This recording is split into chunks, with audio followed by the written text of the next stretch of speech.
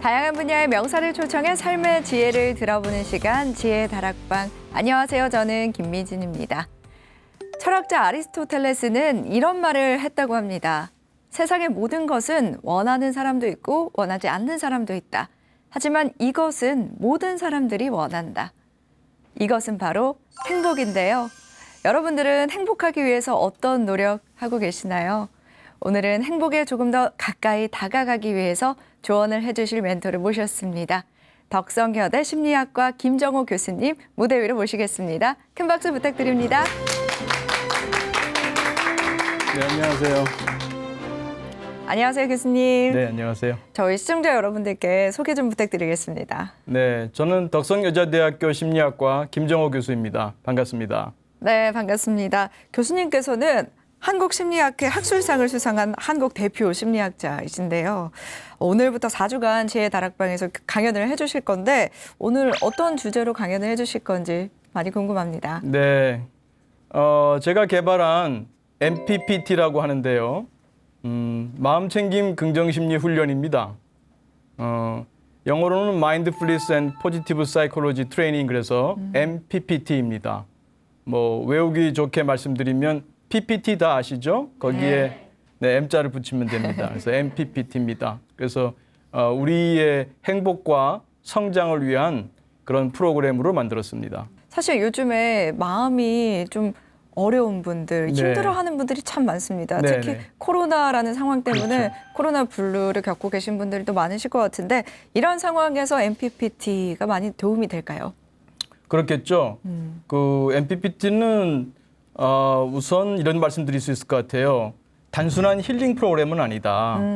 무슨 말씀이냐면 이제 힐링 그럴 때는 당장 배고픈 사람한테 물고기를 잡아주는 거죠. 네. 그러니까 당장 배고프니까 이제 먹고 허기를 면해야겠습니다만 그 다음에 또 배고플 거 아니겠습니까? 네. 그러니까 결국 필요한 것은 물고기를 잡을 수 있는 그런 기술이 아닐까 싶어요. 그래서 그 이 MPPT 프로그램은 좀 딱딱할 수도 있고 한편 힘들 수도 있습니다. 왜냐하면 우리가 공부를 해야 되거든요. 네. 그래서 우리가 그 마음 공부를 통해서 내가 성장할 때 그 행복이 그러니까 지속 가능하고요. 그럴 때 자연스럽게 뭐 코로나 블루라든지 여러 가지 스트레스로 인한 많은 문제점들이 해결될 수 있겠죠. 네. 조금 과정이 어렵고 험난하더라도 결국엔 행복으로. 뭐 험난할 정도는 아닙니다. 그냥 아이들 이렇게 생각하시면 돼요. 마음 네. 공부 그러면 좀 딱딱한 이미지가 있는데 그렇죠. 아이들 컴퓨터 게임 생각하시면 돼요. 어. 아이들 컴퓨터 게임 하면서 그 스테이지가 올라가거든요. 네. 그 처음에 들어가게 되면은 좀 어렵지만 그걸 깨면서 자신의 실력이 기술치가 늘어가면서 그다음 스테이지 2, 네. 스테이지 3 올라가거든요.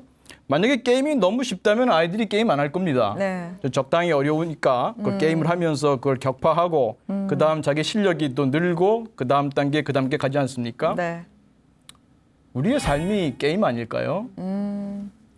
우리 살면서 어려운 일도 만나고 네. 어려운 사람도 만나고 어려운 관계를 경험하지 않습니까? 마치 그 게임에서 몬스터를 만나고 게임에서 어려운 문제를 만나는 것과 뭐가 다르겠습니까? 네. 근데 아이들은 즐겁게 풀거든요. 네. 힘들면서도 즐겁게 풀지 않습니까? 네. 그래서 우리도 삶을 살아감에 있어서 여러 가지 문제점을 봉착하지만 마치 아이들이 그것을 오히려 즐기지 않습니까? 만약에 게임이 쉽다면 아이들은 게임 안 합니다. 그래서 그런 자세로 우리에게 주어지는 여러 가지 어려움이나 문제점들을 게임을 하듯이 약간은 좀 가벼운 마음으로 가신다면 네. 그 마음 공부가 또 좀 즐겁게 할 수 있지 않을까 생각됩니다. 이 마음 공부를 즐겁게 하는 방법에 대해서 좀 자세하게 설명해 주실 것 같은데 그렇다면 오늘 강연을 들으면 이렇게 마음이 좀 즐거워지는 방법, 행복해지는 그런 방법에 대해서도 좀 알 수 있을까요? 그런 것도 알 수 있겠죠. 아마 오늘 앞으로 이제 한 4번 진행되겠죠. 네. 그래서 4번의 시간을 갖게 될 텐데 그걸 통해서 차차 가능해지겠죠. 네. 오늘 답변을 듣고 나니까 4주 동안의 강연이 많이 기대가 됩니다. 한 가지만 더 추가드린다면은 단지 행복해지려고만 하는 게 아니고요. 물론 네. 당연히 포함되지만 네. 우리가 살면은 어려움도 있습니다. 네. 그 어려움과 함께 가는 그것도 저는 능력이라고 봐요. 네. 그러니까 행복은 행운처럼 밖에서 오는 게 아니라 우리의 능력에 의해서 만들어진다고 보기 때문에 그런 그 능력을 개발하고 또 어려움을 경험할 때 어려움과 함께 가는 그런 능력을 우리가 키워야 되지 않은가. 그래서 무조건 뭐 즐겁고 재미있게 그것만 추구하다 보면 그것이 오히려 독이 될 수도 있어요. 네. 왜냐하면 그 어려움을 받아들이기가 힘들어져요. 그래서 우리 삶 속에는 늘 업앤다운의 사인 커브가 있기 때문에 그 속에서 마치 파도를 타듯이 나아가는 게 필요하지 않을까 싶습니다. 네. 오늘 강연을 통해서 우리가 좀 더 마음을 단단하게 할 수 있는 그런 방법을 찾아보도록 하겠습니다. 김정호 교수님의 강연 지금 바로 청해 듣도록 하겠습니다. 큰 박수 부탁드립니다.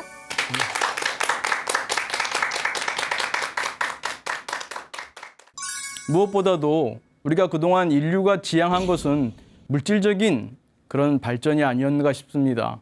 이제 우리에게 필요한 것은 내면의 성장, 우리 자신의 마음을 알고 마음을 다루는 내면의 성장이 필요할 때가 아닌가. 그래서 이 마음 공부는 마음 지식과 마음 기술로 되어 있어요. 그래서 마음 지식은 내 마음의 특성, 내 마음이 어떻게 작동하는가를 이해하는 것이고요. 그 다음에는 마음을 알아도 마음을 다루는 것은 쉽지가 않습니다. 그래서 마음을 다루는 그런 마음 기술이 필요합니다. 마음 지식에는 크게 네 가지, 동기상태 이론, 구성주의, 정보처리 용량 제한성, 마음사 이론. 그리고 마음 기술은 명상, 마음 챙김, 긍정심리입니다. 쉽게 말씀드리면 여러분에게 욕구가 없다면 스트레스가 없어요. 여러분이 스트레스를 원하지 않는다면 욕구를 내려놓으시면 됩니다. 이 욕구와 생각의 패턴이 하나의 관이고 나라고 할 수 있습니다. 이 건강한 나들을 키워나가는 것이 필요합니다.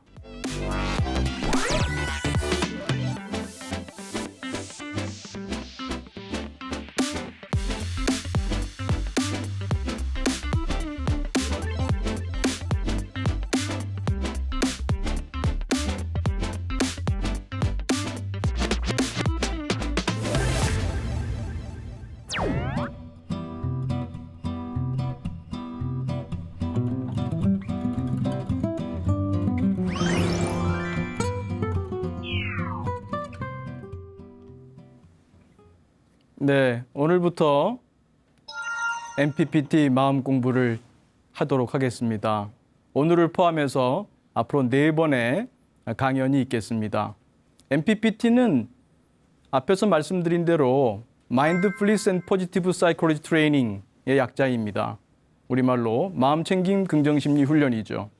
그래서 내 마음을 공부를 통해서 행복과 성장을 찾는 그런 공부가 되겠습니다. 이 그림은 아메리카 인디언이 말을 타고 있는 그림입니다. 이 그림을 보여드린 이유는 아메리카 인디언들은 말을 달리다가 가끔 멈춰서 뒤를 돌아본다고 합니다. 자신들이 너무 빨리 달려서 자신들의 영혼이 뒤따라오지 못할까 걱정하기 때문이죠.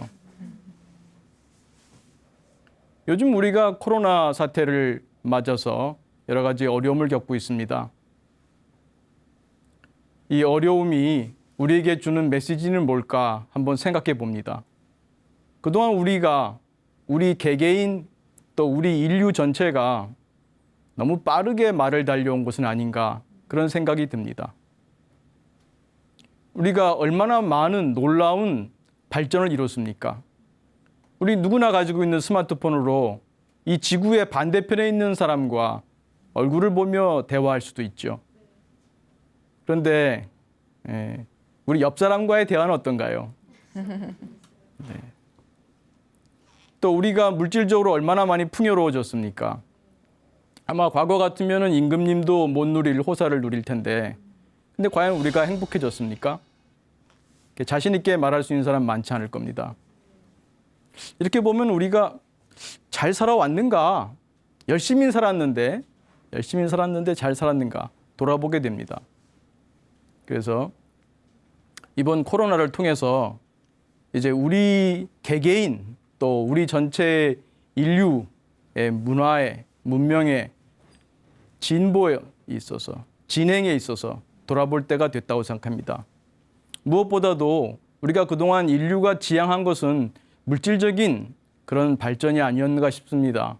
이제 우리에게 필요한 것은 내면의 성장, 우리 자신의 마음을 알고 마음을 다루는 내면의 성장이 필요할 때가 아닌가. 그래서 이 코로나 사태가 어찌 보면 우리 인류에게 한편으로는 경고이고 한편으로는 기회를 주는 게 아닌가. 우리가 이제 우리 자신을 돌아보고 우리 스스로 내적으로 성장하는, 외현적으로만 물질적으로만 발전하는 게 아니라 우리 내면적으로 성장하라는 그런 기회를 준 것이 아닌가, 그런 생각을 해봅니다. 우리의 삶을 돌아보건대 과연 우리는 행복하게 잘 사는가? 우리 보통 나름대로는 다 자기를 위한다고 살지 않습니까? 네. 물론 이제 우리가 지나친 경우에는 이기주의자로 뭐라고 합니다만, 저는 진정한 이기주의자는 이기주의자라는 말을 듣지 않을 것이다, 그런 생각을 합니다. 이기라는 말이 뭔가요? 이로울 이자에 자기 기자지요. 네. 네, 자기를 이롭게 한다는 얘기입니다. 그런데 과연 자기, 나는 누구인가요? 나는 무엇을 바라는가요? 과연 무엇이 나를 이롭게 하는 것인가요? 잘 아는 것 같으면서도 들여다보면 자신이 무엇을 원하는지 모르는 경우도 많습니다. 잘 모르기 때문에 시류를 따라서 다른 사람들이 하는 그 길을 따라가는 경우도 많습니다. 과연 진짜 내가 바라는 게 뭔지 그것을 잘 알고 나의 정체성을 잘 알고 그랬을 때에 진정으로 나를 이롭게 하는 길이 나오지 않을까 싶습니다. 예를 들면 우리가 인간에 있어서 큰 행복은 관계에서 옵니다. 심리학에서 많은 연구를 하면 물질적인 것에 의한 만족도 있습니다만 한 사람의 종합적인 만족도는 관계에서 옵니다. 관계의 만족도입니다. 그런 관계의 만족도는 우리 내면의 관계의 욕구, 관계의 동기가 크다는 것이죠. 근데 우리가 살아갈 때 보면은 그런 것에 초점을 두기보다는 물질적인 것에 더 초점 두지 않습니까? 네. 네. 그런 측면에서도 우리가 이렇게 현명하지 않은 것 같습니다. 그래서 우리가 나를 잘 알고 또 나를 잘 알 뿐만 아니라 나를 또 잘 다스릴 수 있을 때 그럴 때 정말 지혜로운 이기주의자가 될 수 있고 그럴 땐 누구로부터도 이기주의자란 말을 듣지 않고 본인도 행복하고 주변 사람들과 함께 행복할 수 있다고 생각합니다. 우리가 마음 공부라고 할 때는 주로 우리 내면의 공부죠.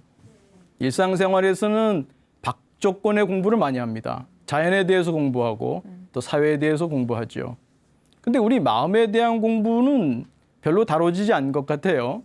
우리 학교에서 우리 마음에 대해서 공부하는지요? 아니요. 네. 대학교에 오면은 뭐 심리학이라는 과목이 있는데 그 심리학에서도 보면은 너무 과학적인 데 치중하다 보니까 우리 마음의 공부 쪽은 좀 부족하지 않은가 싶습니다. 물론 그 심리학의 지식은 굉장히 잘 발달돼서 그것을 우리 마음 공부에 적용하게 되면은 큰 긍정적 효과를 가져올 수 있으리라고 봅니다. 그래서 이 마음 공부는 마음 지식과 마음 기술로 되어 있어요. 그래서 마음 지식은 내 마음의 특성, 내 마음이 어떻게 작동하는가를 이해하는 것이고요.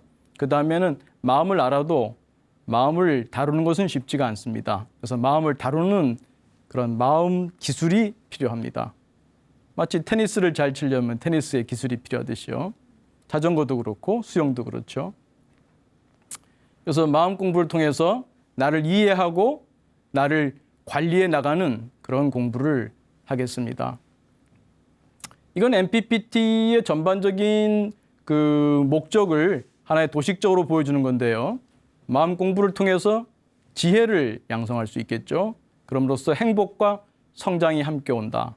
행복은 모두에 말씀드린 것처럼 그냥 행운처럼 바깥에서 주어지는 것이 아니라 우리의 능력으로 만들어진다고 생각합니다. 그럴 때 그것이 진정한 행복이죠. 그렇게 만들 수 있는 능력, 그것이 우리가 성장의 길을 가는 것입니다.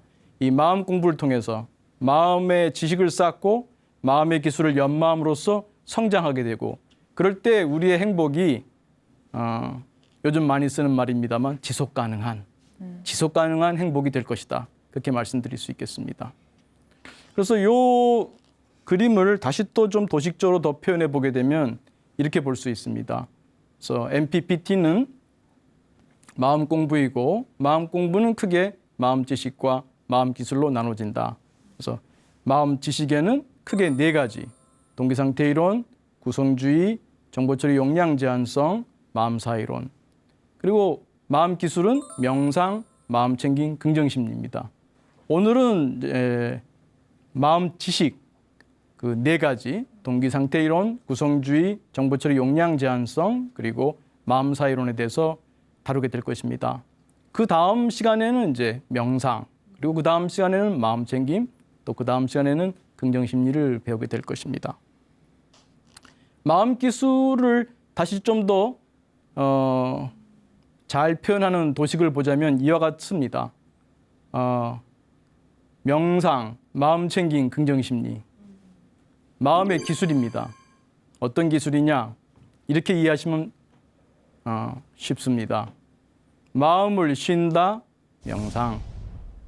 마음을 본다, 마음 챙김. 마음을 쓴다, 긍정 심리입니다. 좀 더 정확하게 표현하면 명상의 경우에는 마음 중에서도 우리의 욕구와 생각, 뭐 전문적으로는 동기와 인지라고도 부를 수 있습니다. 그래서 우리의 욕구와 생각을 쉰다. 반면에 긍정 심리는 욕구와 생각을 쓰는 것입니다. 욕구 생각을 버리면 안 됩니다. 욕구 생각을 쉴 때 쉬고, 그러나 욕구 생각을 잘 쓰는 것이 중요합니다. 그래서 쓰는 기술을 긍정 심리에서 다루고요. 그다음에 마음 챙김은 이 모든 과정에서 나를 바라보는, 그것도 있는 그대로 바라보는 그러한 기술입니다. 그래서 마음 챙김이라고 합니다. 이거를 수행으로 보자면 이런 마음 기술을 배우는 것을 마음 수행법이라고 할 수 있습니다. 그러니까 명상, 마음 챙김, 긍정 심리는 마음의 기술이라고 할 수도 있고요. 또 이런 기술을 연마하는 거기 때문에 명상, 마음 챙김, 긍정 심리를 명상 수행, 마음 챙김 수행, 긍정 심리 수행 이렇게 부를 수 있겠습니다. 자세한 것은 뒤에 또 다루도록 하겠습니다. 이 MPPT를 배우기 위해서는 모든 공부가 그런 것처럼 동기가 중요합니다. 그래서 MPPT를 통한 마음 공부를 하려면 성장의 동기가 있어야 됩니다. 성장의 동기는 성공의 동기와 좀 대비되는데요. 우리가 일상생활에서 추구하는 것은 성공의 욕구, 성공의 동기죠. 뭐 좋은 대학을 간다, 좋은 기업에 들어간다, 돈을 많이 번다, 뭐 이런 등등 이런 것들이 성공이라고 할 수 있겠죠. 그럼 성장은 뭔가요? 우리 내면의 성장을 말합니다. 내 인격의 성장, 영혼의 성장, 내 의식의 성장, 그런 부분입니다. 내가 내 마음을 이해할 줄 알고 또 내 마음을 다스릴 줄 알고 이제 그런 기술, 이런 것들을 내가 배워야겠다. 앞에서 우리 게임 비유를 말씀드렸습니다만 인생의 게임에서 내가 이러한 그 마음을 알고 마음을 다루는 그러한 그 마음 지식, 마음 기술을 배우고 연마하는 그런 삶을 살아야겠다. 이런 것이 성장의 동기입니다. 물론 그 둘이 반드시 배치되는 것은 아닙니다. 꼭 성장의 동기를 세우면 성공의 동기를 버리느냐? 꼭 그렇지는 않습니다. 또 성공의 동기를 내가 추구하면 성장의 동기를 버리는 것은 아닙니다. 어찌 보면 성장의 동기를 확립할 때 내 자신을 잘 이해하고 다스릴 줄 알면은 그 성공도 본인에게 의미 있는 공허하지 않은 성공, 많은 성공이 공허한 공허로 끝난 경우도 꽤 있습니다. 공허하지 않은 진정한 성공이 되는데 성장의 동기가 함께 도움이 될 거라고 봅니다. 그 인생 게임 앞에 미리 말씀이 나왔죠. 네. 우리의 삶을 하나의 게임으로 볼 수도 있습니다. 이렇게 본다면 마음 공부라고 하는 것이 그렇게 딱딱하고 엄숙하기만 한 것은 아니고 아이들 컴퓨터 게임처럼 약간은 좀 가벼운 마음으로 우리 삶의 문제를 받아들이고 그 문제를 통해서 오히려 성장할 수 있다는 것이 큰 장점이 아닌가 싶습니다. 그래서 어찌 보면은 우리가 아이들이 그 게임에서 몬스터를 만나고 그 몬스터를 격파하면서 성장하지 않습니까? 기술치가 올라가지 않습니까? 그런 것처럼 우리는 우리 삶의 어려운 문제를 피할 것이 아니라 오히려 그런 몬스터를 격파할 때 아이들의 점수가 올라가고 기술치가 올라갑니다. 그거를 격파하면서 뭐 여러 가지 그 아이템들도 구입하고 혹은 또 얻고 쓰고 쉴드를 치고 뭐 여러 가지 기술이 늘겠죠. 그것처럼 우리가 어려움 속에서 오히려 우리가 성장하고 또 성장의 동기가 있으니까 어려움 속에서 내가 성장할 때 즐거움, 행복이 있지 않겠습니까? 그래서 오히려 우리가 행복, 즐거움, 재미만 추구하는 게 아니라 오히려 내가 주어진 문제를, 주어지는 어려움을 풀어나가는 것 속에서 오히려 재미를 느낄 수도 있습니다. 그것이 성장의 동기가 있을 때 가능한 것이죠. 그래서 그와 같이 우리가 바라본다면 뭐 어려움 속에서도 성장하는 행복을 함께 만들어갈 수 있지 않을까 싶습니다. 그래서 이제 마음지식 그 4가지 하나씩 보도록 하겠습니다. 동기상태 이론, 조금 딱딱한 이름일 수 있습니다. 제가 제안한 건데요. 그 스트레스에 대한 연구와 웰빙에 대한 연구가 보면 따로따로 진행돼 왔습니다. 그래서 저는 그것을 나름대로 그 통합을 했는데 그 통합을 동기의 상태로 정리했습니다. 뭐 책을 보시면 알지만 학자들마다 스트레스나 웰빙을 정의한 게 많이 다릅니다. 그러나 그 속에는 물론 또 일관된 것도 찾아볼 수 있겠습니다만 저는 그 둘을 이와 같이 동기상태론으로 정리했습니다. 뭐 이건 학술적인 그런 강연은 아니기 때문에 자세한 건 생략하고요. 그 정의만 간단하게 말씀드리겠습니다. 스트레스란 그 동기 좌절 예상. 웰빙은 동기 충족 예상이라고 볼 수 있습니다. 여기서 동기라고 하는 것은 욕구라는 말을 써도 좋습니다. 그래서 일상 용어로 제가 욕구라는 말을 쓰기도 하고 동기라는 말도 쓰겠습니다. 그래서 동기라고 할 때는 그 안에 그 목표라고 하는 씨앗이 있습니다. 목표라고 하는 내가 지향하는 바가 있습니다. 이제 그것을 얻거나 획득하거나 유지하고자 하는 어떤 추동력, 소망, 그것이 동기입니다. 하나의 에너지 개념이죠. 내가 얻으려고 하는, 유지하고자 하는 어떤 목표 상태, 그것을 향한 어떤 에너지 개념입니다. 그래서 이것이 없다면 우리에게 고통은 없습니다. 스트레스 웰빙을 전통적인 용어로 표현하자면은 고와 락입니다. 우리 삶은 이고 등락이다 그런 말 하지 않습니까? 고를 여의고 락을 얻는다. 딱 대입이 됩니다. 그래서 우리는 스트레스를 가급적 줄이고 웰빙을 늘리려고 하는 그런 삶을 추구하죠. 그래서 그러면 그 고가 뭐냐? 동기 좌절이다. 또 좌절 예상이다. 락은 뭐냐? 동기 충족이다. 동기 충족 예상이다. 쉽게 말씀드리면 여러분에게 욕구가 없다면 스트레스가 없어요. 여러분이 스트레스를 원하지 않는다면 욕구를 내려놓으시면 됩니다. 지구상에 오신 많은 성현들이 가르쳐 주신 게 바로 이겁니다. 욕구를 내려놔라. 욕구를 줄여라. 이런 것들이죠. 근데 문제가 있습니다. 뭐냐? 욕구를 내려놓게 되면은 웰빙도 없어요.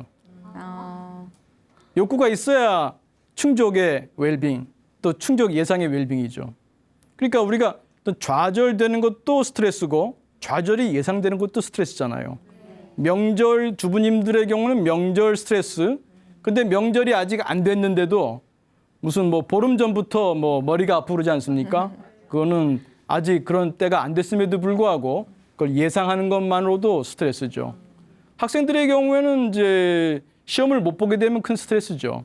그러나 시험을 아직 보지도 않았는데 성적도 안 나왔는데 시험 보기 뭐 1, 2주 전부터 벌써 불안해지지 않습니까? 예, 뭐 동기 좌절 예상입니다. 그래서 우리는 좌절만이 스트레스가 아니라 좌절을 예상하는 것도 스트레스예요. 마찬가지로 웰빙도 내 욕구가 충족되는 거, 시험을 잘 본다는 거, 또 좋은 사람을 만난다는 거, 좋은 관계를 갖는다는 거, 다 충족이죠. 또 하나는 충족의 예상도 그 웰빙입니다. 좋아하는 사람을 만나기로 했을 때 아직 안 만났지만 마음이 설레지 않습니까? 네, 동기 충족 예상이죠. 그래서 요점은 동기가 없으면 스트레스가 없다. 그러나 동기가 없으면 웰빙도 없다입니다. 그럼 어떻게 해야 되나요? 진퇴양난인가요? 선택을 잘해야 됩니다. 선택을. 우리한테는 하나의 동기가 아니라 여러 동기가 있어요. 그래서 그 동기들을 잘 선택해야 됩니다. 그래서 선택과 집중, 이건 뭐 많이 들어본 얘기죠. 그러니까 기업에서만 하는 것은 아닙니다. 여러분 자신이 어찌 보면 다 한 명 한 명이 1인 기업이라고 할 수도 있겠네요. 라강은 그런 말을 했어요. 인간은 타자의 욕망을 욕망한다. 좀 어려운 말이지만 쉽게 말하면 내 욕구인 줄 알았더니 엄마의 욕구야. 내 욕구인 줄 알았더니 선생님이 심어놓은 거고 사회가 심어놓은 욕구다. 나의 진정한 욕구인가? 아닐 수 있습니다. 여러분 뻐꾸기 아세요? 이 뻐꾸기는요 둥지가 없어요. 둥지를 안 틀어요. 탕란이라고 하는데 다른 새의 둥지에 자기 알을 낳죠. 근데 그 딱새나 뱁새 더 조그마한 새들인데 그 새들이 그 뻐꾸기 알을 품고 또 부화할 때 보면 덩치도 커요. 그것들한테 먹이는 거 보면은 기가 막힙니다. 자기 자식인지 알고 먹이를 지고 키우는 거죠. 여러분은 어떤 욕망에다가 먹이 주고 있습니까? 여러분의 욕망에 먹이를 주고 있습니까? 앞에서도 말씀드린 것처럼 나를 잘 모르면 이기적이 될 수가 없어요. 얼치기 이기주의자죠. 나를 잘 알아야 내가 진짜 뭘 원하는지를 알아야 그걸 충족시키는 그런 이로움을 추구할 수 있겠죠. 그래서 마음 공부가 필요하다는 말씀입니다. 그래서 행복은 이고 등락, 스트레스를 줄이고 웰빙을 늘리자. 이 속에서 이제 이 동기, 우리가 잘 선택하고 이 동기들을 조화롭게 충족하는 게 중요합니다. 하나의 동기에 꽂혀가지고 뭐 예를 들면은 뭐 공부 열심히 하고 뭐 예를 들어서 대기업에 들어가고 거기서 뭐 열심히 일해가지고 뭐 주말도 없이 일을 해서 아주 젊은 나이에 뭐 이사가 되고 뭐 그럴 수는 있습니다만 과연 그런 성공이 자기를 행복하게 해주는지는 모르겠습니다. 적지 않은 경우에 공허함을 느낄 수도 있습니다. 문득 돌아보니 아내도 아이들도 다 각자의 세상을 살고 있고 자기와는 접점을 찾지 못하고 친구들도 발견할 수 없다면 그것이 어떻게 행복한 삶이겠습니까? 자신한테 있는 여러 동기, 앞에서 말씀드린 특히 관계 욕구, 그것을 무시하면 안 됩니다. 그런 욕구를 잘 적절하게 조화롭게 충족해 나갈 때 우리가 행복해질 수 있겠습니다.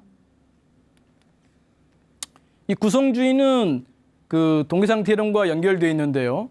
우리의 스트레스, 웰빙이 바깥에서 주어진다기보다도 내 욕구 때문에 있구나. 내 욕구가 없으면 스트레스가 없고 내 욕구가 없으면 웰빙도 없구나.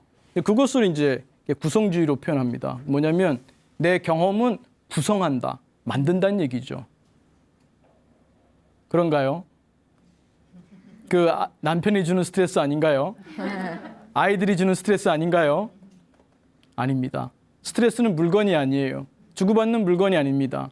내가 만듭니다. 적어도 반은 내 몫입니다. 내가 만듭니다. 내 안에 동기, 인지, 정서, 감각, 행동 등 특히 동기, 인지, 행동 쉬운 말로 하면 욕구, 생각, 행동 이것이 경험을 만든다는 겁니다. 여러분 옆집 남편이 술 먹고 늦게 들어오면 여러분 속상한가요? 여러분 남편이 술 먹고 늦게 들어오면 속상하잖아요. 왜 그렇죠? 여러분이 바라는 게 있어서 그렇죠. 남편한테. 옆집 아이들이 컴퓨터 게임 한다고 여러분 속상할까요? 그러나 여러분의 아들이 컴퓨터 게임만 하고 공부 안 한다면 어떻겠습니까? 속상하죠. 왜 그렇습니까? 네. 내가 바라는 바가 있어서 그래요. 아이들한테 바라는 바가 있어서 그렇죠. 그래서 우리는 이제 마음 공부를 할 때 코페르니쿠스적인 전회가 필요하다. 마음 공부에 있어서 코페르니쿠스적인 전회다. 코페르니쿠스가 무엇을 했습니까?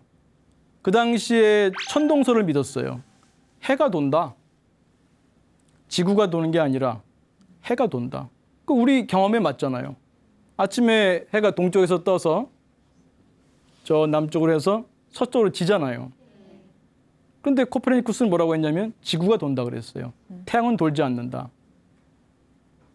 그 당시 그 기독교의 입장이나 또 그 당시 사람들은 그 말을 믿기 어렵겠죠. 주관적으로는 분명히 해가 동쪽에서 서쪽으로 동쪽에서 떠서 서쪽으로 지지 않습니까? 그러니까 우리 일상생활에도 그렇게 얘기해요. 해는 동쪽에서 뜹니다. 서쪽으로 집니다. 근데 그 말이 맞는 말인가요? 엄밀하게 보면 맞는 말은 아니죠. 우리가 오랜 습관으로 그 말은 쓰지만 실제로는 지구가 도는 거죠. 지구가 자전을 하면서 해가 동쪽에서 떠서 서쪽으로 지는 것처럼 보이죠. 우리 일상생활에서는 마치 스트레스를 받는 것 같아요. 아들이 주고 남편이 주고 직장 상사가 주는 것 같습니다. 그러나 물론 그것 박조건을 무시할 수는 없습니다만 상당 부분이 내가 개입했다는 겁니다. 그래서 우리는 스트레스를 경험할 때 오히려 자신을 돌아봐야 돼요. 그럴 때 마음 공부가 됩니다. 오히려 좋은 기회로 삼는 거죠. 내가 왜 지금 스트레스를 경험하고 있지? 나는 뭘 바라고 있나? 나는 아이들에게 뭘 바라나? 나는 남편에게 뭘 바라나? 그 바라는 것이 과연 정말 내 행복에 도움이 되는 그런 욕구인가? 좋은 마음 공부의 소재입니다.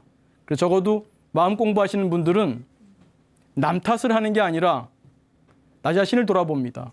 물론 그렇다고 내 탓하는 것도 아닙니다. 남 탓하지 말라고 해서 내 탓하면 안 돼요. 그거는 서구적인 이분법에 빠지는 거예요. 우리 동양에서는 중도라 그러죠. 중용 혹은 또 부처님께서는 중도라는 말을 하셨습니다.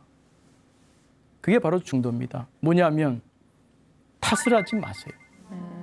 남 탓이든 내 탓이든 왜 탓을 합니까? 공부하면 되지.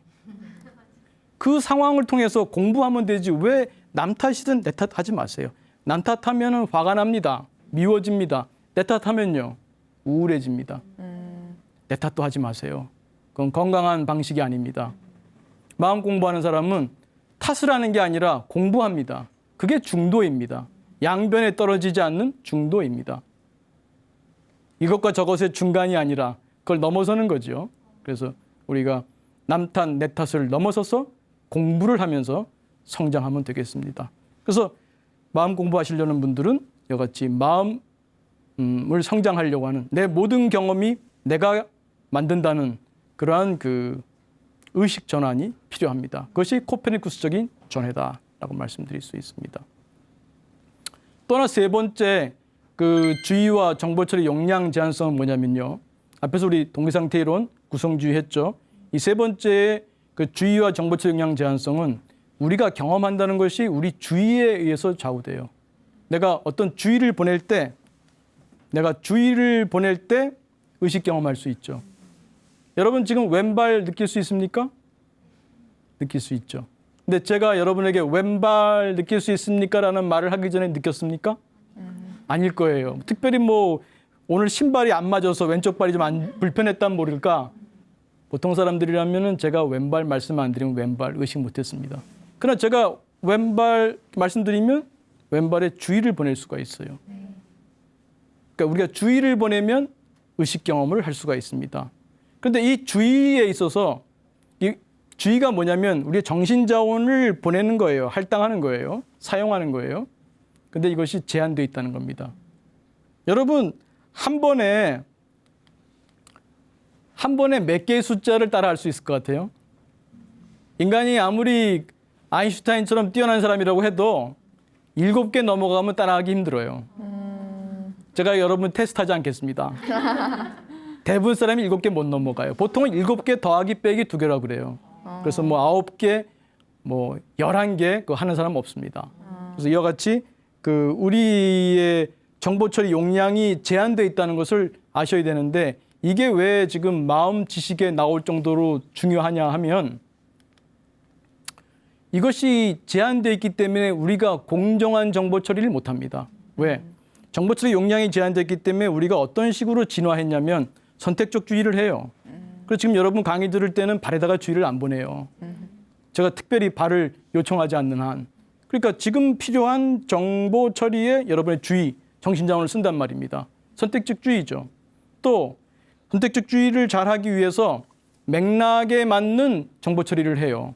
그래서 이곳에 오면 이것과 관련된 기억이 잘 떠오르고 집에 가면 집에 관련된 기억이 잘 떠오르고 또 마찬가지로 우리 내적인 맥락도 있어요. 내가 화가 날 때는 화와 관련된 기억이 잘 떠오르고 내가 불안할 때는 불안과 관련된 기억이 잘 떠오르고 내가 우울할 때는 우울과 관련된 기억이 잘 떠오릅니다. 그래서 여러분 남편이 여러분을 속상하게 하게 되면 여러분 남편이 여러분에게 잘해준 것, 달콤하게 해준 것, 감사한 것 떠오를까요? 네, 잘 안 떠오릅니다. 화가 날 때는 남편이 나에게 서운하게 해준 것, 못한 것, 실수한 것들, 그런 것들이 잘 떠오릅니다. 그럴수록에 더 기분은 나빠지고 화가 나게 되죠. 그래서 악순환에 가게 됩니다. 이것이 이제 기분 일치성 효과라고 하는 건데요. 기억의 기제죠. 그래서 선택적 주의 때문에 이런 효과가 생기게 되는 건데 이런 것이 우리 정보 처리를 공정하지 못하게 해요. 게다가 부적 편향이라고 해서 우리가 정보를 선택할 때 가급적이면은 부정적인 정보에 더 많은 주의를 보냅니다. 왜냐하면 그것이 우리 생존에 중요하거든요. 실제로 우리가 이렇게 지구에 생존한 것은 행복을 위해 진화한 게 아니라 생존을 위해 진화해 왔다 말씀드릴 수가 있어요. 그래서 뭔가 좀 부정적인 사인에 주의를 보내고 거기에 대비하고 그랬기 때문에 조심하고 미리 좀 걱정하고 이런 조상들이 있었기 때문에 그런 조상들이 말하자면 선택되고 또 우리는 그런 조상의 후손이라고 할 수 있습니다. 그래서 인간은 대부분이 부정 편향을 갖고 있습니다. 그래서 이런 것 때문에도 우리가 그 현상을 있는 그대로 보기보다는 좀 부정적으로 보기 쉬운 측면이 있습니다. 그래서 그런 측면에서도 우리가 좀 행복을 위한 또 그러한 마음 공부가 필요하겠죠. 그래서 우리가 정보 처리 용량 제한성에서 뒤에 또 여러 가지 마음 기술을 배울 때 나오겠습니다만 첫째 알아둬야 할 게 내가 어떤 판단을 할 때 조심해야겠다. 판단할 때 조심하자. 그런 말도 있잖아요. 어떤 사람이 죽어서 관뚜껑을 닫을 때까지는 그 사람을 판단하지 말자. 그런 말도 있지 않습니까? 쉬운 일은 아니겠습니다만 사람은 또 늘 변화할 수 있으니까 우리가 모르는 것도 있고 내가 화가 나서 우리의 의식 공간, 작업 기억이라고도 하는데요. 거기에 남편이 잘못한 거 한 너댓 개만 들어오면 내 의식 공간은 완전히 남편이 잘못한 걸로 꽉 차버려요. 그럼 그때 내 판단은 남편은 아주 나쁜 사람이 되는 거죠. 다른 경우도 마찬가지입니다. 그래서 그때 어떤 선택을 한다면 나중에 후회하게 될 겁니다. 그래서 자신의 이러한 정보 처리의 특성을 잘 안다면 특히 기분이 부정적으로 어디에 쏠려 있을 때 특히 판단하면 안 됩니다. 그래서 자신을 잘 돌아보는 게 필요하고 그래서 마음 공부가 필요하겠죠. 그래서 이 정보 처리 용량이 제한됐다는 게 한편으로는 원죄와 같아요. 우리가 공정한 정보 처리를 못하게 하니까. 그러나 또 다르게 보면은 복음과 같기도 한다라는 말씀드릴 수 있는데 그게 뭐냐면 정보 처리 용량이 작기 때문에 다루기가 쉽습니다. 이것은 뒤에 마음 기술에서 다시 한번 말씀드리겠습니다. 작기 때문에 다룰 수가 있어요. 시간이 남지 않아서 이 정도 하고 그다음 마지막 마음사회 이론을 소개해드리겠습니다. 마음사회 이론은 이렇습니다. 마음은 여러 나들이 사는 사회다. 그렇습니까? 여러분 마음에 여러 나들이 있나요? 네. 그런 것 같습니까? 그렇다면 여러분은 참 건강하다고 말씀드릴 수 있습니다. 내 속에 여러 나가 있다는 것을 인정할 수 있는 사람은 건강한 사람입니다. 내 속에 남편을 미워하는 나도 있다. 건강한 사람입니다. 내 안에 아내를, 자녀를 미워하는 나 있다. 건강한 나입니다. 나만 그렇습니까? 상대방 마음도 사회잖아요. 상대방 마음에, 남편의 마음에도 나를 미워하는 나 있다. 자녀의 마음에도 나를 미워하는 나 있다. 그걸 인정할 수 있는 사람이면은 매우 건강한 사람입니다. 남편과 무슨 언쟁이 있거나 부부싸움을 하게 되더라도 오래 끌지 않습니다. 왜? 나를 미워하는 나 나올 수 있지. 미워하는 나를 인정할 때 뭐가 됩니까? 사랑하는 나를 금방 알게 됩니다. 미워하는 나가 있다는 것은 사랑하는 나가 있다는 거예요. 왜? 마음사회 이론으로 볼 때 내 안에 여러 나들이 있기 때문이죠. 지금 미워하는 나가 나왔구나. 또 내가 지금 남편이 미울 때 그것으로 판단하지 않습니다. 왜? 내 안에는 또 남편을 사랑하는 나도 있거든요. 그렇게 내 안에 여러 나들을 골고루 볼 수 있는 사람, 그 사람이 건강한 사람입니다. 그거를 잘 모르는 사람도 있어요. 그래서 심지어 이런 예를 들은 적이 있어요. 어떤 사람은 어린 시절에 어머니가 자신을 혼내는데 모르겠어요. 뭐 공부 안 해서 그랬을까요? 혼내다가 전화가 온 거예요. 담임 선생님 전화였습니다. 마치 쥐잡듯이 자기를 잡다가 아, 선생님이세요? 하면서 그 상냥한 목소리로 바뀌는 거에 자기는 마치 소름이 돋았다고 할까요? 너무 놀랬다는 거예요. 그래서 나는 저러지 말아야겠다. 저렇게 그 순식간에 사람 어떻게 많이 바뀔 수가 있느냐? 나는 좀 일관되게 살겠다. 그래서 이 사람이 그 직장 생활하면서도 누구 때문에 화가 나잖아요? 그럼 딴 사람한테도 화를 내요. 왜? 일관돼야 하니까. 내가 지금 화가 나 있기 때문에 계속 화가 나야 돼. 현명하지 않죠. 오히려 어머니가 현명한 거예요. 사랑하는 딸이기 때문에 내가 혼내는, 지금은 내가 미운 마음이 일어나서 혼낼 수도 있지만 사랑하는 마음도 있기 때문에 그 선생님한테 잘 보이고 싶은 거잖아요. 딸아이를 사랑하는 나가 없다면 담임 선생님한테도 막 하겠죠. 사랑하는 마음이 있기 때문에 순간 내 마음을 쓴 거잖아요. 우리 뒤에 배우는 긍정심리에 쓴다가 잘 돼야 됩니다. 내 마음을 쓴 거잖아요. 그러니까 내 마음이 여러 나들로 되어 있다는 것을 아는 게 중요합니다. 그것을 알 때에 여러분들이 그 훨씬 마음이 건강해지고 여러분 내면의 소통이 좋아집니다. 그걸 이제 개인 내 소통, 인트라퍼스널 커뮤니케이션, 여러분 안에 여러 나들이 있다는 걸 알면 그들 간에 화해하고 또 상생하는 삶을 살 수가 있어요. 이 부분은 뒤에 또 긍정심리 파트에서 많이 다루겠습니다.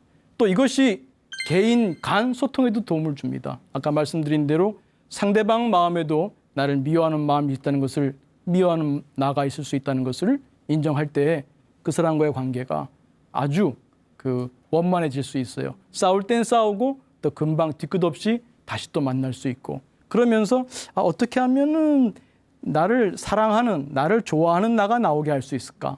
내가 어떻게 했길래 저 사람이 나를 미워하는 나가 지금 저 사람의 마음 무대에, 의식의 공간에 올라왔을까? 이렇게 오히려 공부할 수 있죠. 그래서 공부를 통해서 그 사람을 이해하고 또 나도 이해하고 서로 그 개인과 소통을 잘 할 수 있겠습니다. 삶은 한마디로 동일시 게임이라고 할 수 있습니다. 내가 누구와 동일시하느냐가 납니다. 여러분 속에는 매우 많은 나들이 살아요. 여러분은 나를 누구라고 생각합니까? 그것이 여러분입니다. 정해져 있지 않습니다. 여러분이 동일시하는 것이 여러분이고요. 마음 기술을 통해서 그 동일시에 대해서 얘기 또 나누겠습니다. 이 욕구와 생각의 패턴이 하나의 관이고 나라고 할 수 있습니다. 이 건강한 나들을 키워나가는 것이 필요합니다. 그래서 끝으로 그 반야신경에 보면은 관자재보살 나오죠. 네. 그 관자재보살은 우리 한국인들이 사랑하는 관세음보살의 또 다른 이름입니다. 관을 자재롭게 한다는 뜻입니다. 관자재보살의 행신반야바라밀다시에 조견 오온 개공하고 도일체 고액하셨다 나오죠. 관자재보살, 관자재라고 하는 것은 관을 내 마음대로 하는 거예요. 내 욕구와 생각을 내 마음대로 쓸 수 있다면 관자재지요. 그래서 어찌 보면은 우리의 마음 공부는 관자재의 기술을 늘려나간다, 양성한다, 그렇게도 말씀드릴 수 있겠습니다. 오늘 여러분과 함께 마음 지식의 4가지에 대해서 함께 공부해봤습니다. 다음 시간에 또 우리 또 마음 기술을 배워보도록 하겠습니다. 고맙습니다.